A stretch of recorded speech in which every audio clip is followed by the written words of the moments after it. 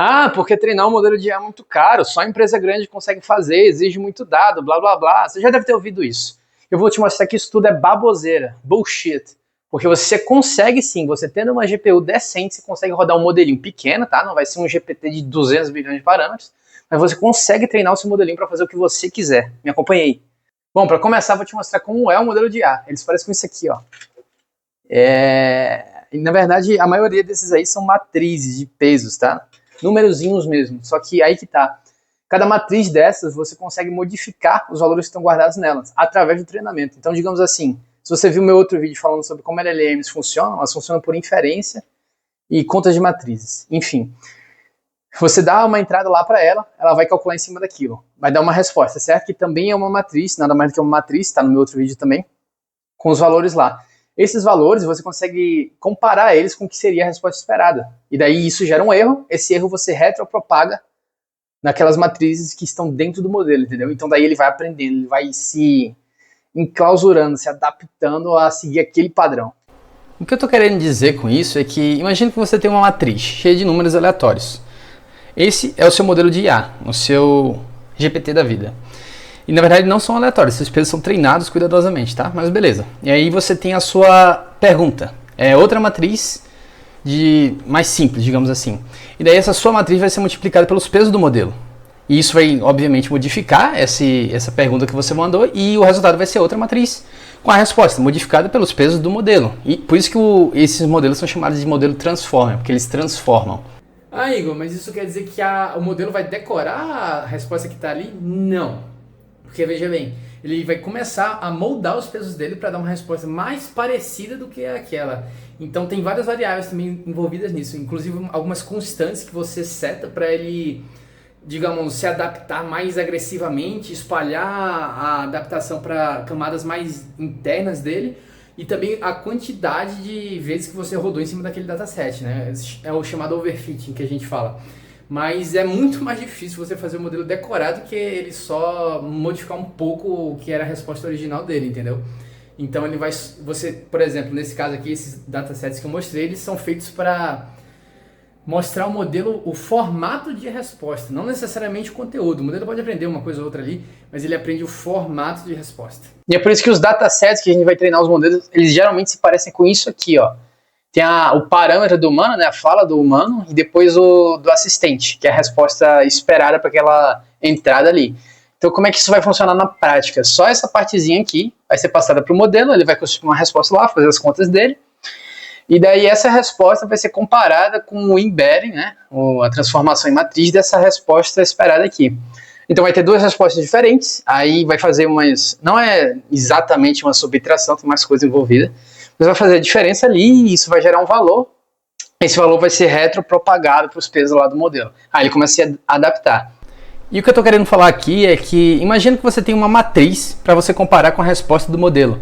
Isso seria o resultado esperado. E aí você faz a diferença entre elas. Não é uma multiplicação, uma divisão, uma subtração normal, tá? Um pouco mais complexo. Mas aí você encontra um delta erro, que esse delta erro você multiplica por uma constante, e aí realimenta na matriz do modelo original, modificando ele. Isso não significa que ele vai decorar isso aqui, beleza? A cada, digamos assim, rodada que ele passa em cima, ele vai se moldando naquela direção. Então, é muito mais difícil você fazer ele decorar na risca algum texto, algum material, do que você só mudar ele levemente, principalmente dependendo do tamanho do modelo. E tem alguns parâmetros que você, inclusive, usa para controlar isso, né? Parâmetros numéricos mesmo, e controla também quanto daquela mudança vai passar para as camadas mais interiores dele. Em geral, o que você faz é o modelo se aproximar daquela resposta esperada. Então, esse dataset aqui mesmo que eu estou mostrando, ele não é para ensinar o modelo, não necessariamente o modelo vai aprender com o que está escrito aqui. Ele pode aprender uma coisa ou outra, mas ele vai mais decorar o formato de resposta. Esse formato de resposta aqui, beleza? Só que para fins educativos, ou seja, eu quero mostrar para vocês que o modelo realmente mudou, que ele realmente foi treinado, eu vou forçar ele a decorar o máximo possível, para a gente poder ver essa diferença bem visível. Vamos ver se ele vai esquecer as coisas que ele já sabia antes, né? Beleza, já estou com o Linux pronto aqui rodando. Se você está se perguntando por que diabos eu estou usando o Linux e não o Windows, igual qualquer pessoa normal, é porque eu sou usuário de AMD, tá ali minha GPU. E a AMD, ela não tem o suporte para rodar LLM no Windows, né? Que é o ROCm. O ROCm, por enquanto, só tá para Linux. E deu um trabalho desgraçado instalar esse negócio aqui. Achei super difícil de fazer. Mas o GPT me ajudou muito. E para quem usa NVIDIA, né? É só usar o bom e velho CUDA aí, tá tudo certo. Mas, beleza. Vamos lá. Tô com o código aqui. Vou estar treinando o GPT-2, tá? O GPT só não é o que você usa lá no site, mas é o antecessor dele, o antepassado dele. E vamos ver o que ele aprende. Eu já fiz uma pergunta inicial aqui, ó. Vou treinar em português, né? Já que a porcaria do vídeo está em português também, não faz sentido eu treinar ele em inglês. Só que o desgraçado, ele funciona em inglês, ele é americano, olha isso. Ele responde em português, em inglês. Mesmo a pergunta sendo em português. Então, vou tentar tunar ele para ele começar a falar em português. Bora lá. Beleza, já rodei aqui para adiantar uma parte do código. Vamos começar daqui, que é isso aqui, cara, são os parâmetros LoRa. LoRa é uma biblioteca, uma API para você encaixar ali no modelo, nas matrizes dele mesmo. Você vai extrair escolher alguns parâmetros para serem usados, os mais eficientes ali para evitar sobrecarga na GPU mesmo. Tipo, você não precisa treinar o modelo inteiro para ele fazer uma tarefa específica X. Você treina alguns dos parâmetros deles, começando de cima, do topo do modelo, para o mais interior dele, né, para o núcleo dele. Beleza? Aí, o que vai controlar? Quantos parâmetros do modelo vão ser afetados, com que intensidade, beleza? O R, ele está relacionado com quantos parâmetros vão ser afetados, é o ranking. O LoRa Alpha, ele diz quão intensamente esses parâmetros vão ser afetados. Eu não sei exatamente as contas que fazem com isso, mas os números, eles são mais ou menos padrão, é coisa de, tipo, o R é 8, o LoRa é o dobro, 16. E nessa, múltiplos de 2, assim, né, potências de 2, enfim. E o LoRa Dropout é a chance de, no meio do treinamento ali, ele simplesmente ignorar o feedback do modelo. Não alimenta o modelo, deixa ele do jeito que está. Isso é para prevenir o overfitting, do modelo ficar fissurado naquela resposta específica e não generalizar mais, né? Então, bora lá. Mandando isso aqui. Aqui a gente carrega um objeto treinador para treinar o modelo, digamos assim. Aí eu vou passar os parâmetros de LoRa. E carrega rapidinho, geralmente. Deu um erro de import. Quando dá isso, é só fazer de novo, tá tudo certo. E agora eu vou treinar propriamente dito, né? Aqui do lado aparece o erro do treino, que é basicamente uma métrica para você ter noção de quão distoante o modelo tá da saída esperada. Quando chega em 1 ou menos de 1, ele fica bem tonadinho. Então, bora só dar uma olhada aqui no que é que mudou, né? Lembrando, isso aqui é a pergunta que eu fiz original, ele cru, né? E foi isso aí que ele cuspiu. Em inglês mesmo, cagou para português. Esse modo eval aqui é muito importante, cara. Eu tava apanhando com isso faz nem 5 minutos, porque se você não bota ele, o modelo fica em estado de treinamento, né? Ele fica todo tonto, começa a cuspir um monte de lixo. Então, bota ele em modo de validação, que ele sai do treinamento lá. Bora ver. Olha, ele começou a querer falar em espanhol aqui, né? Eu já vi ele falando em francês também. Deixa eu tentar outra pergunta aqui. Conjunto de dados, agora... tá uma bosta ainda, né? Vamos fazer mais umas rodadas aqui e ver o que dá. Tá baixando a perda do treino. Não botei nenhuma cabeça dele aqui. Já terminou. Vamos lá. Ele começa a cuspir mais, assim, mas bora... vocês devem estar se falando, mas por que você não faz em inglês mesmo? Não, eu quero ensinar esse negócio a falar português. Essa porra vai sair falando português aqui hoje. E para isso, eu vou mexer nos módulos dele. Vou dizer como parâmetros, módulos, para o treinamento ser intensificado em cima e ele se adaptar melhor, mais rápido. Já salvei alguns aqui. Onde é que eu boto aqui? Target Modules. Aí eu vou dar só deletar um modelo aqui, vai ocupar mais espaço da minha GPU, porque não limpa direito, mas tá tudo certo. Inclusive ele fala que tá ocupando 0.5 GB de memória, sendo que na GPU fala que tá 10%. Ou seja, 1.6 GB, é quase o triplo. Aposto que o código tá errado aqui.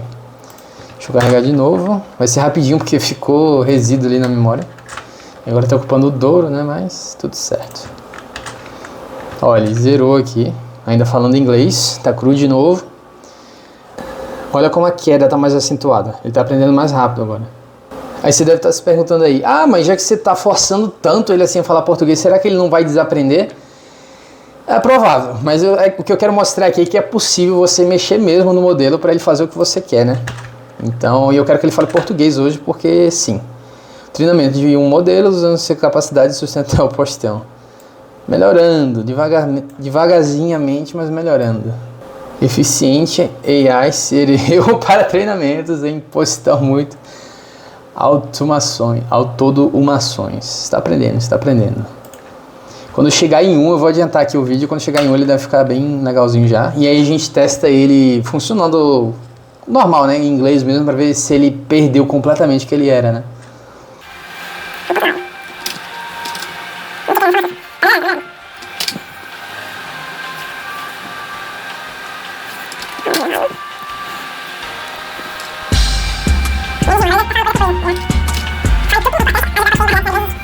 Tá pegando aqui, tá tentando, né, falar que é importante fine tune e pode ser embaralhado para treinamento em grandes dados para evitar memorização. Tá melhorando. Deixa eu ver. Lembrando que isso aqui é um dataset pequeno, né, então ele é meio... não é ideal, né, o modelo fica muito fissurado naquilo ali. Responde... Tá, vou treinar mais um pouco. Agora ele está falando português. O GPT-2 já aprendeu padrões gerais de linguagem em grandes bases de dados. Então, o fine-tunings exige muito menos para adaptar seu comportamento. Está falando em linguagem neutra, né? Beleza. Que hardware era preciso para GPT-2? Então, pode-se dizer que ele aprendeu a falar pelo menos essas frases em português, né? Uma GPU moderna, decorou. Agora ele decorou o dataset aqui. Se eu tivesse um dataset maior, com mais exemplos em português, né, falar português ia ser mais natural para ele aprender melhor. E é assim que se treina, na verdade. Isso aqui é só um exemplo mesmo para mostrar os bastidores do negócio. Pode ser reduzido a memorização de treinamento para melhor adaptação. Tá falando português. Agora sim. Bora testar o inglês para ver se ele ainda se lembra das origens.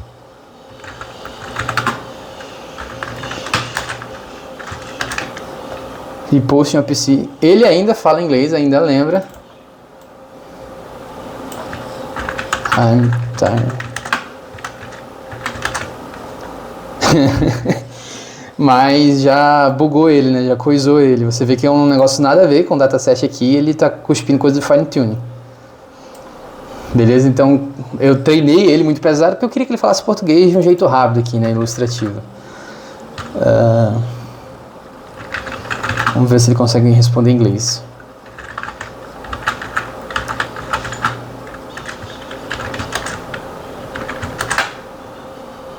Process that takes time and patience. Ainda tá. Isso aqui é antigo dele, tá? Ele pegou o modelo aqui de resposta que eu botei no dataset, mas ainda é o jeito antigo dele de responder. Ainda tem um core dele lá. Então é assim que se treina o GPT, para ele fazer o que você quiser. No dia que ele esquecer como falar português, você já sabe como fazer, né? E daí tá bem ilustrado que você não precisa dessa dificuldade toda, desse investimento todo para fazer um modelo ficar tunado ali para o que você quer fazer. Claro que dependendo da escala que você quer, da profundidade que você quer, vai precisar de mais recursos, mais GPU, mais dados filtrados ali, mas não é tão difícil você fazer um protótipo aí para você. Não é tão impossível quanto mostraram pra gente, né? Beleza? Esse foi o vídeo. Se você curtiu, se inscreve no canal aí para ficar sabendo mais de como funcionam as IAs, como funcionam LLMs.